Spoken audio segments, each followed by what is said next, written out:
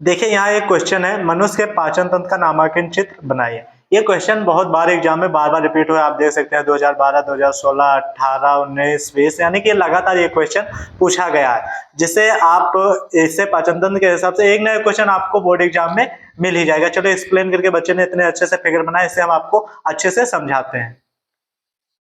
ये देखिए यहाँ पर बच्चे ने फिगर बना के इसका प्लस आगे और डेरिवेशन भी किया, अच्छे से समझाया गया। पहले हम आपको फिगर समझा देते हैं।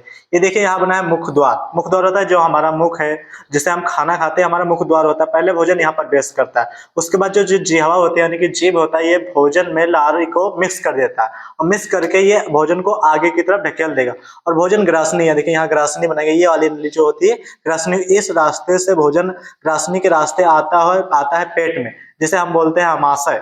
अमाशय में ही भोजन काफी समय तक रहता है, क्योंकि अमाशय में ही भोजन अच्छी तरह से यहाँ एक एक चीज यहाँ पर ढूंढते हैं, जो हमारे पोषक तत्व भोजन में मिले होते हैं उसे अच्छे से ढूंढता है यहाँ पर अमाशय में। अमाशय में ज्यादा देर तक, ये भी क्वेश्चन पूछा गया था कि कहाँ पर भोजन लंबे समय तक रहता है, तो अमाशय में ज्यादा समय तक रहता है। अमाशय के बाद के बगल में बहुत क्या कहते हैं ग्रंथियां होती हैं, जैसे हो गई अग्नाशय ग्रंथि, यकृत हो गए, पित्ताशय हो गए, जो पाचन क्रिया में एंजाइम छोड़ते हैं और पाचन को कंप्लीट करते हैं। उसके बाद पेट से होते हुए अमाशय से भोजन आता है छोटी आंत में। छोटी आंत में ही पोषक तत्वों का अवशोषण होता है, जिसमें कार्बोहाइड्रेट, वसा, प्रोटीन, विटामिन जो होते हैं, इसी छोटी आंत में ही इनका अवशोषण हो जाता है। छोटी आंत अवशोषण करके उस पोषक तत्वों को ब्लड में भेज देती है और ब्लड बॉडी में जहां जहां पोषक तत्वों की जरूरत होती है वहां से भेज देती है। उसके बाद छोटी आंत में पानी का अवशोषण नहीं हो पाता, वो जा जाता है क्षुद्रांत में, यानी कि बड़ी आंत, सॉरी वृद्धांत, जहां बड़ी आंत जिसे कहते हैं। बड़ी आंत में पानी का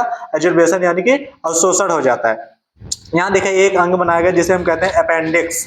ये अपेंडिक्स अंग की जरूरत नहीं होती, ये पहले जरूरत होती है जब मानव घास फूस खाते थे, इसलिए ये अंग लुप्त हो रहा है धीरे धीरे। और उसके बाद जब पानी का अवशोषण बड़ी आंत में हो जाएगा, उसके बाद एनस यानी कि गुदा के रास्ते ब्लड, जो बचा हुआ भोजन रहता है वो अपचित भोजन गुदा के रास्ते बाहर हो जाता है। ये देखिए हम एक्सप्लेन करके यहाँ कितने अच्छे से बच्चे ने बताया, ये से हम पढ़ के आपको सुनाते हैं।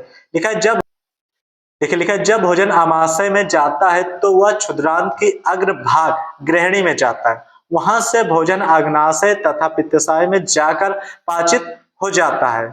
इसके बाद आधा पचा हुआ भोजन क्षुद्रांत के पश्च भाग में शेषांत्र में जाता है और जहां भोजन की पूरी तरह से पच जाता है तथा शेष बिना पचा हुआ भोजन वृद्धांत में भेज दिया जाता है, जो कि जिसे अपचित भोजन कहते हैं गुदा के रास्ते, फिर वो बाहर चला जाता है।